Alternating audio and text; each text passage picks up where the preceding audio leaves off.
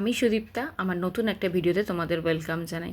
যেমনটা তোমাদের আগের ভিডিওতে বলেছিলাম যে একদিনের জন্যে বাবার বাড়িতে যাব একটা দরকারি কাজে, পরের দিন আবার বাড়ি চলে আসবো। ঠিক সেরকমই সেদিনকে বাড়ি আসবো। সেদিন ছিল উল্টো রথ, বাড়ির সামনে দিয়ে রথ যাচ্ছিলো, তাই মামামকে নিয়ে সঙ্গে করে চলে গেলাম রথের দড়ি টানাতে। তারপর বাড়ি এসে জিলিপি পাঁপড় ভাজা খেয়ে নিলাম, খেয়ে নিয়ে রেডি হয়ে নিয়েছি বাড়ি যাব বলে। বাড়ি যাওয়ার জন্য বেরিয়েও পড়েছি, টোটোতে উঠে পড়েছি, নামবো ব্যান্ডেল স্টেশন। বাড়ি যেতে তখন মনটা এত আনন্দ লাগে, কিন্তু বাড়ি থেকে ফেরার সময় মনটা এতটাই দুঃখ লাগে, এতটাই কষ্ট হয়। তারপর আবার যদি থাকতে না পারি, সেটা একটা মেয়েই বোঝে কতটা কষ্ট হয়, তাই না?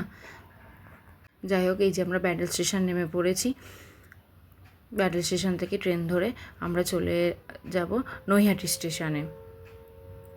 নৈহাটি থেকে আবার ট্রেনটা চেঞ্জ করতে হবে। মামামেরও মনটা খুব খারাপ লাগছিল, বাড়ি চলে যাচ্ছি। আবার দুদিন পর আস্তে আস্তে মনটা ঠিক হয়ে যায়, তখন মনটা বসে যায়। কিন্তু এই আসার সময়টা, বাড়ি থেকে আসার সময়টা মনটা এতটা কষ্ট হয়, সেটা একমাত্র একটা মেয়েই বলতে পারে বা বুঝতে পারে, তাই না বলো? এই নৈহাটি স্টেশনে নেমে গেছি। তারপর নৈহাটি থেকে আবার ট্রেন ধরলাম, নিয়ে এসে আগরপাড়া নেমে যাব।